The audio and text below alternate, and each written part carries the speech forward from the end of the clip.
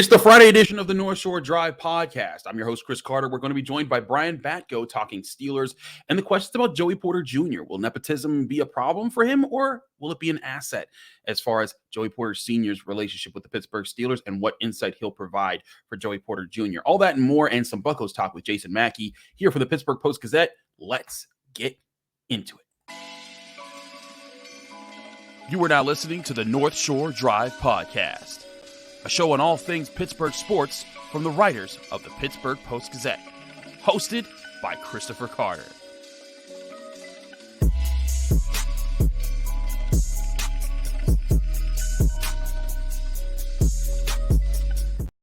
Hello and welcome to the North Shore Drive podcast. I'm your host, Chris Carter. We continue to talk all things Pittsburgh sports here from the Pittsburgh Post-Gazette. You can find all our content at post-gazette.com. And you can find this show Monday, Wednesdays, and Fridays on your favorite podcasting app, and especially on YouTube. Like this video if you enjoyed it. Subscribe to this channel, not only to get our episodes for North Shore Drive, but also to get our daily content from all of our sports department here at the Pittsburgh Post-Gazette. Today, we're joined by one of our esteemed Steelers beat writers, Brian Batko, and he's got his backwards cap on in his house there.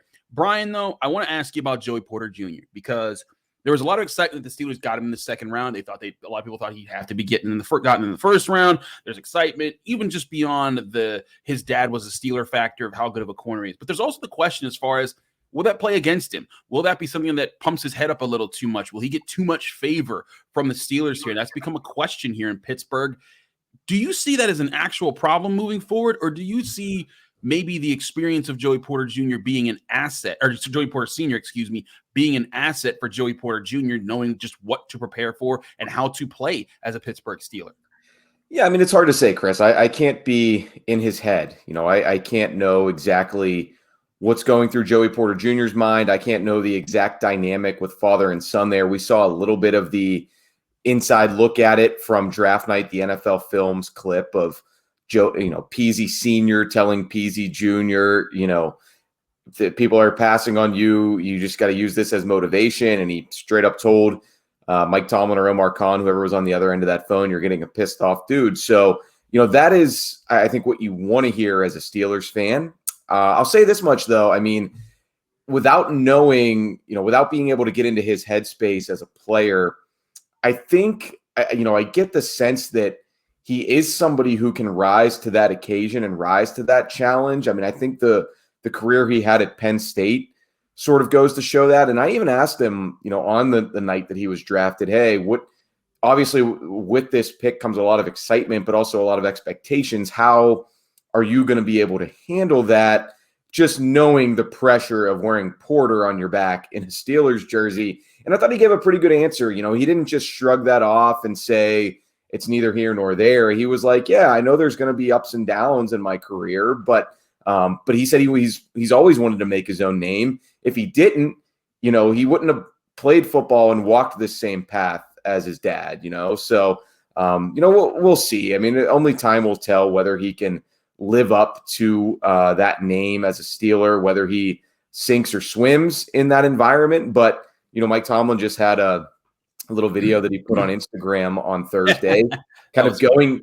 I'm calling it his TED Talk, Chris. That's a really good one. I like that. Yeah, it was Tomlin just like standing in a room in the Steelers facility, explaining into a camera, basically, hey guys, we did the family thing again, and he addressed why they like picking brothers of NFL players, and I think that extends to sons of NFL players too at this point. And he mentioned, obviously, the biological factors there, but also the environmental factors, the intangibles of you grow up seeing this, and it has to play a part in your competitive desire, your will to win, your spirit. So that's what the Steelers hope they are getting in Joey Porter Jr. If he is somebody who can thrive with the familiarity and comfort mixed with the hype and the high bar that he has to live up to. I think it could be a good thing that he's coming into the Steelers just as a player, as a Pittsburgh Steeler. Joey Porter Jr. has more juice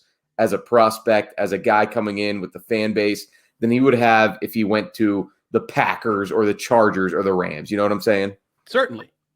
No, I agree with you there. And certainly there's going to be more hype around him. I also think that if there are those out there who think that this is a young guy who's going to come in and feel like, he's owed something or he's entitled, I think we would have seen that from him in his college career at Penn State. When he came in 2020, he was getting beat. He made mistakes. But one thing that I looked at when you study his tape from 2020 to 2022, he got better. He eliminated mistakes. He was able to cut off more routes. He understood more of how to defend different types of receivers. He grew as a player. And that's something that Terrell Austin talked about, what they were really excited to get from him. And how they studied him. They said this kid, it just wants to get better every day. You tell him one thing, he works on it, and it's gone. And you move on to the next thing he has to grow with. And I think that growth is going to be essential to what the Steelers need from Joey Porter Jr. He's not going to be perfect as a rookie. He's going to get beat. Every cornerback gets beat. But how he develops as a corner with that 6'3" frame, with the ability to run in the 4.4s there, I think that's going to put him in the range to be able to contend with some of the bigger name receivers they're going to face, including Jamar Chase, Odell Beckham Jr., Zay Flowers. Maybe not Zay Flowers because he's more of a slot. But still, there's a lot of talented receivers that you have to be prepared to take on. And if he can become the young corner that takes away the number one guy from other teams, the way Ike Taylor was, who he took his number at 24, that could be a huge piece for the Steelers getting back to being a real competitor. And just look at this upcoming schedule in this specific season, Chris. Not only all those names that you just mentioned, but you play the Seattle Seahawks. Last time I checked, they have a dude on the outside who is a physical freak of nature. So, I mean, I think it's – and should we talk about the nepotism thing? Because obviously that always kind of gets brought up, in chats. And I think even just, in bars and at dinner tables, people say, are the Steelers just taking some of these guys because they know them? We're going to. In fact, we're going to do that in our next segment. In the next segment? We're going to do that in the next segment. Okay. So hang on to that.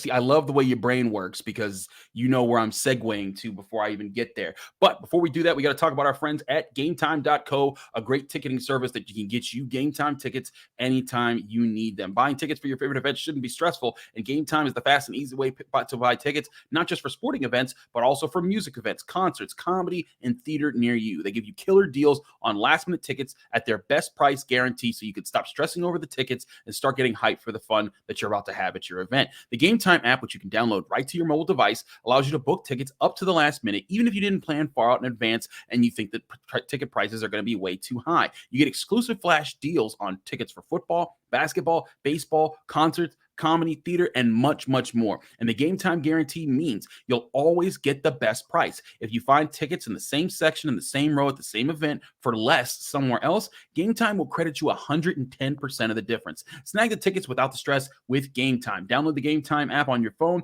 create an account by use the code PITT, all capital letters, all one word, and you'll get $20 off your first purchase. Again, go to their website, gametime.co. Terms and conditions apply. Create an account. Redeem code PITT for $20 off.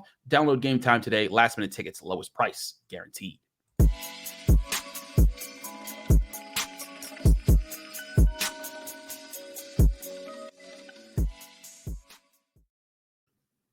Back here in the North Shore Drive podcast, Chris Carter and Brian Batko talking more about the Pittsburgh Steelers.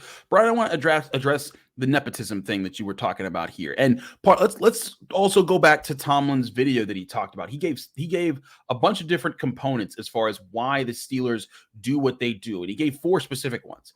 One with the brothers thing and the familial thing. He talked about genetics. It's rare to get certain guys with the right size, the right speed, the right agility, the ability to handle that size at the level they need for football. Mike Tomlin's never seen my mailman. My mailman got wheels. All right. Your mailman can get loose. He doesn't want that smoke from my mailman. No, I'm just kidding. I actually have a mail woman and she never gets out of the truck. But that's actually pretty funny. So Mike Tomlin's compared. He's like, you can have anybody be a mailman or a mail woman, a male person per se, mail carrier. A mail carrier. There you go. That's the gender neutral term that we needed. But you can have anybody do that. But in football, you need specific builds of people, and they are rare on our planet. So genetics is important. He talked about the environmental component, guys who grew up with other people who are going to push them to compete every day. The mindset of being around of a person, knowing what the draft process is like. He talked about TJ Watt being 12 years old when JJ Watt went through the process and saying, hey, that wasn't a dream for TJ Watt. That was an aspiration that was. And having a mohawk. and having a mohawk. I got to go back and look at that video. I want to see. I want to see these videos of 12-year-old mohawk TJ Watt, and we got to ask him that when you get it. When you get a chance, you got that. That's one of the first things. TJ, why don't you wear a mohawk anymore, man? He would love it. He would love that question. I'll tell you from experience. He would really get a kick out of answering that one. That I think that would be interesting. But again, when he had that mohawk, he was seeing like, you know what? This isn't just some crazy dream. This is something that can actually be done if I work for it. And then also the brotherhood and the fostering a more familial environment. He talked about Cam Hayward seeing Connor Hayward score a touchdown and how the team rallied around that. He talked about how the Watt brothers would eat oatmeal together and people would eat around them. All these things play into, I think the Steelers are building an environment that they think will be the best kind of environment to rebuild a nucleus that will carry this franchise forward. Yeah, I mean, it is an interesting, kind of stance there from Tomlin. And philosophically, I do understand a lot of that. As an only child, though, miss me with that, Mike. All right, we're people too. Okay, just because I don't have any older brothers, that's why you didn't make the Steelers, Brian. What's that, Chris? I said that's why you didn't make the Steelers. It wasn't because of your talent. It wasn't because of your size. It was because you just didn't have family. I like that. I'm going to stand on that. That's also why I didn't get as many minutes as I wanted in varsity basketball at Shaler. So it's all making sense to me now. But no, I mean, I do think that it has gotten to a point where it's kind of uncanny, right? The amount of sort of keeping it in the family that the Steelers do. And, I'll note that this isn't just a player personnel thing. I mean, you look in the front office, one of their highest ranking scouts at this point is Danny Colbert, Kevin Colbert's son. He might officially be Dan now. I apologize if I got that wrong, but Kevin Colbert's son, at any rate, has risen to a pretty high role in their front office. We know the Rooney family history. It gets handed down from generation to generation and will continue to do so. Dan Rooney, I think, will be the next in line after Art 2 to be that team president at some point. Although we are fresh off news that former Penguins staffer David Morehouse is now has a little expanded role here, but that's neither here nor there for this discussion. Here's the thing, though. I mean, I pointed this out in my chat the other day. There have been recent drafts. I think just last year, Carnell Lake's son was in the draft. He was a safety from UCLA. He was a decent prospect. He played in the East-West Shrine Bowl out in Vegas that I covered. I got a chance to talk to him about his journey. The Steelers didn't pick him. He went in the 6th round, I think, to the Rams. Mm-hmm. Troy Polamalu's nephew, who trains with him, was in that draft last year. Right. The Steelers didn't pick him. He went undrafted, ended up with the Raiders, and was like a special teams type of guy last season as a rookie. So it's not like they always do this. It's not like they pick the family ties at every turn. Is it a situation where a Nick Herbig gets on your radar a little more because of his older brother signing with you? Maybe. I can certainly say from a reporter, from my perspective, I started watching him a little bit more closely after the Nate Herbig signing back in March. But, at the same time, it's just, I think if you look at Joey Porter Jr. and his measurables and his tape and what scouts thought of him, or you look at Nick Herbig and his highlights and his production at Wisconsin, if you strip both the last names off of them and their jerseys and you call them Joey Carter and Nick Batko, I think they would still be players that you would be happy with the Steelers picking. I agree. I don't think that this is a thing that it's like the Steelers just say, oh, yeah, brother, let's get them, family, let's get them.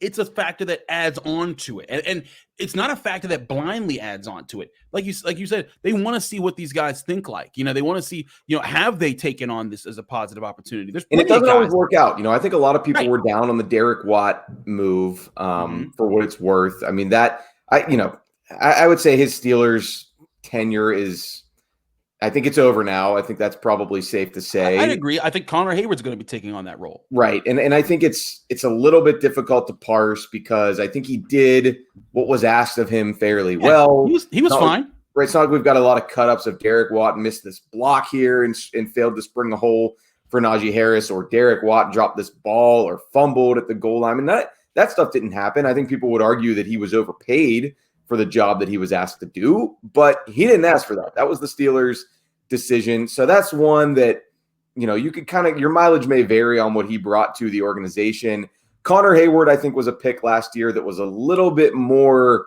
worthy of skepticism, getting him in the 6th round. A lot of draft analysts, had him as kind of a fringe guy, and the Steelers picked him earlier than most thought they would. But I think he quelled some doubts in his rookie year with some of the plays he was able to make in the rapport that he developed with Kenny Pickett. So we'll see what ends up happening with Joey Porter Jr. and Nick Herbig. But I think simply as prospects in a vacuum, and again, if you just call them player A and player B, they're much, they're very, very worthy in their own right of where they got selected by this team. I agree. And more to your point about Derek Watt, the guy was a $4.7 million cap hit last year. Connor Hayward, $700,000 this year. So they're saving about $4 million in cap space just on if they just move Connor Hayward from the 3rd tight end to the fullback / H-back, whatever you want to call that position. Yeah, I think he'll do both, really. Right. I think they'll find ways to use him in both spots. Exactly. And that flexibility gives them that. And I think that's going to allow them to save money and invest elsewhere. And again, it's not a slight to Derek Watt. He did fine. It's just fullback's not a high demand position. He was good at it. But they need to be able to save money to do other things on their roster. But all that being said, I don't think the Steelers have some dangerous case of nepotism. I don't think it's a laziness on their part. It's more so their study. It does help them study guys, and they look for certain things in them. And if they check those boxes, it will be a boost to their resume. But again, they have to check those boxes on their own merits, not just on the merits of who they're related to. Brian, thanks so much for talking here on the North Shore Drive podcast with us on the Pittsburgh Steelers. We're going to take a quick break. When we come back, we got Jason Mackey. The Pirates on a 4-game losing streak now. Is this the sign of the turnaround that everyone was kind of waiting for after their super strong start in April? We'll get his opinion and more right here on the North Shore Drive podcast from the Pittsburgh Post-Gazette. Stay with us. We'll be right back.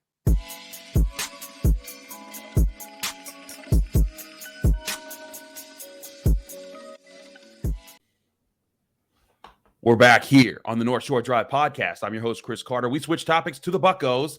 The Pittsburgh Pirates lost their 4th straight game, this one getting swept by the Tampa Bay Rays 3-2 on the road in the 3rd game of that series there, but they still stand at 20-12 on the season, still way ahead of where I think a lot of people projected them to be. We're joined by Jason Mackey, our Pirates beat reporter, esteemed Pirates beat reporter, who Jason never sleeps. Man just got back from Tampa Bay, and then he's getting ready to cover the homestand, and he's got Dick Rhodes' funeral. This man's all over it. But Jason, let's talk about what happened in this series. We talked about this. We talked about the start of the series and on Wednesday, and just got a little glimpse into what was happening. What do you think led to the problems they had during the series? And did you feel like, at least in the last game, they started to address some of them with how they kept the game close? Yeah, a little bit, Chris. A little bit. My overarching takeaway from this one is the Pirates were like, I don't know, the little kid or the teenager, somebody that was trying too hard to make a good impression. I think they got nervous. And I think it was no coincidence that you saw Rodolfo Castro kick that ball, G1 Bay, bobble a ball. 2 young players who were very talented, but very inconsistent. The Pirate, Rowanzi Contreras as well. I've seen him pitch a lot better than he did the first night of that series. They made some mistakes. I don't think they're a bad team. I don't think they're nearly as bad as they looked the first 2 nights. They were better the 3rd night as they sort of got comfortable. I mean, Tampa's a really tough out right now. Let's kind of be honest about that. What are they, 26-6? I want to say, historically good. They're hitting a lot of home runs. They're not giving up any home runs. It's a tough test. You're going into the Trop, not an easy or fun place to play. I just think they kind of scared themselves, whatever you want to say. They need to get back to playing their type of baseball. And that's something that Brian Reynolds talked about afterwards, saying, we didn't get a lead. We didn't use our speed. We didn't use our athleticism. We need to go home, shower it off, blah, blah, blah. They can't afford to play sloppy defense. They need to get on base and use their speed and force the issue. So whatever. They got swept, man. There's 162. I do feel like there's a little bit of a blessing in disguise. And this is my last point, and then I'll shut up. But you're fine. They weren't as good as a lot of people thought they were. They're not as bad as anybody is trying to make a sweeping assertion that they are right now. They're developing, they're getting better. The 100-win season was probably unrealistic. It's better we find that out or come to that realization now and just focus on doing the things that they're actually good at. Well, one thing they've been very good at to the start of the season is pitching. But one thing you noted in your analysis piece on the Pittsburgh Post-Gazette, which you can find at post-gazette.com, lessons abound after Pirates suffer series sweep courtesy of the Red Hot Rays. You noted that there could be a starting pitching rotation problem with injuries and other concerns here. Could you break down what the Pirates need to avoid coming up? Yeah, Chris, I'm a little worried, man. Vince Velasquez left his start yesterday after 3 innings. He's seen kind of rubbing his elbow. And I've been around baseball a decent amount. That generally doesn't mean you make your next start. Right. I hope it's just, a little bit of tendonitis or something. I have to get it out. But anyway, not a doctor. We'll hear from Todd Tomczyk today. If that's significant and Velasquez goes on the IL, their options are thin.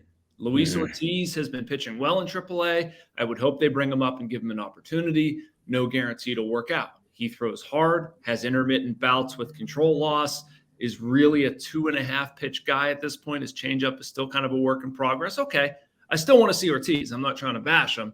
Beyond Ortiz, they don't have a lot, Chris. I mean, it's like this guy, Caleb Smith, who was pitched for the Diamondbacks, maybe the Blue Jays, Yankees, kind of a journeyman left-hander, a little bit older. I mean, that's not going to get anybody jazzed up. You're going to be rushing Quinn Priester at this point. He had a good start yesterday, but he's just been kind of up and down. I wouldn't do that to him. I don't think that's best for him. Osvaldo Bido has spent a lot of time in AAA. I'm not sure he's an option. It just hurts with Mike Burrows, JT Brubaker both out. They thin out fast in the rotation. Yeah, I think that's definitely going to be a concern for the Pirates moving forward here. I also look at what the opportunities they have coming up here. They play the Blue Jays in the next series at home, and then that's followed by the Rockies at home. Yep. What do the Pirates need to do to get back on track against these two teams?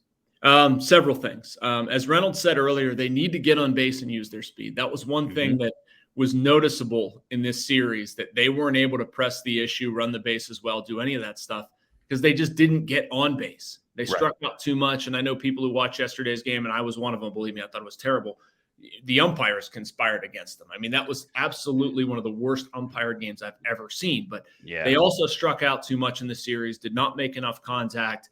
They've had some guys go kind of quiet on him. Jack Sawinski did not have a good series. He's been a little non-productive. That's in the analysis piece that I wrote. Andrew McCutchen has gone quiet. Ke'Bryan Hayes got bumped down to the 7th spot. Like, they need to start getting more production there, get guys on base, force the issue.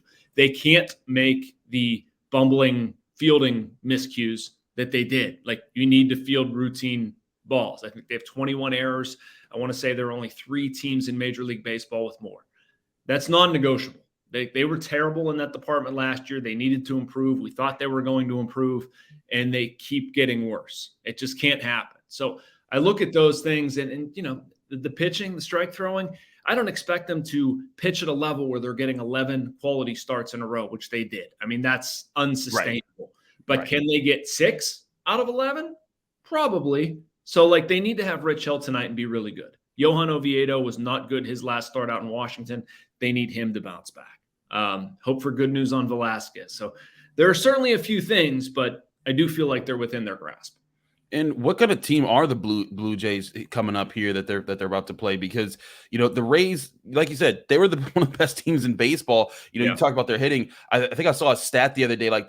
They had some of the most runs through this point of the season in the history of the game. As far as that, how do the Blue Jays rank against that? I know they're in the same division and they're not as hot, but they do have a winning record. Yeah, they are not as good as the Rays. I can promise you that. I fell down a rabbit hole a few times of reading through the incredible Rays stats. I mean, they're not just winning games. They're winning games in absolutely historic fashion. Now, the good thing about the Blue Jays, they're coming in ice cold. They've lost 5 in a row. Their starting pitching was supposed to be good. It has not been. That has been a bit of a problem for them. They've given up a lot of runs, way more runs than you would want, like Alek Manoah, Chris Bassett, guys that you would expect to give you quality innings. I think I had the Blue Jays in the playoffs on the basis of their starting rotation, thinking they were going to be really good. They have not been. Their bullpen has been mediocre at best. They have a really good lineup, and it has largely produced enough runs. They're just not preventing enough runs. So, I mean, that should be good news for the Pirates, who, I would argue the biggest thing that changed in that Rays series is the offensive spigot turned off. Like, they need to be able to generate some stuff, and I think they'll be okay. All right, I'm putting you on the spot here, Jason. Is this the series they bounce back here? Do they cut it off and they win a series, or do we see the losing ways kind of continue for a bit and balance out their really hot April? Chris, I think they're going to be okay this one. I think they're going to take 2 of 3. I think Rich Hill's going to be really good tonight. That's my prediction, and we could play this clip back whenever he gives up 7 runs over 1 2/3. And everybody can laugh. No, we'll just delete the whole thing. Yeah, thank you. I appreciate that. No, I think they're going to get back to it. They like playing at PNC Park. I think they needed a change of scenery. They've, by and large, been playing very good baseball, and I think they learned some lessons in Tampa.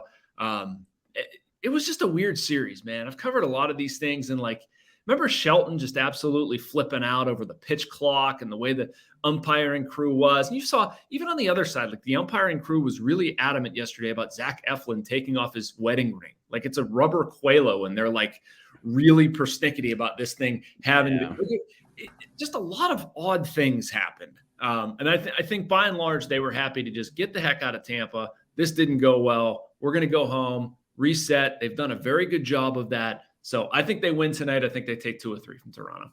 All right, there you hear. They win tonight. They win the series. They get back into their winning ways, the Pittsburgh Pirates, that is. He's Jason Mackey. Find all of his work at post-gazette.com, just like you can find all of our work at post-gazette.com. I'm your host, Chris Carter of the North Shore Drive podcast, as well as Pitt Beat Writer. We had some recruitment news on the Pitt football front. You can check that out, along with my partners, Noah Hiles, and his work at post-gazette.com as well. Thanks again to Brian Batko and to Jason Mackey for joining us here in the North Shore Drive podcast. Thank you for joining us here on any of our audio platforms, on your favorite podcasting apps, or on YouTube. If you watch this there, like this video and subscribe for all of our content and our Monday, Wednesday, Friday episodes of the North Shore Drive podcast, as well as our daily content that comes out from the Pittsburgh Post-Gazette. We'll be back Monday with more on Pittsburgh sports, talking, getting ready for rookie camp for the Steelers. What's the update in the GM search for the Penguins, and how did the Buccos fare in their series with the Blue Jays? All that and more here on the North Shore Drive podcast. Stay tuned for Monday. We'll see you after the weekend. Thanks for tuning in to another episode of the North Shore Drive podcast of the Pittsburgh Post-Gazette. If you're watching this video on YouTube, please like the video and subscribe to our YouTube channel. For 6 months of digital access to post-gazette.com for just $6, click the link down below in the description.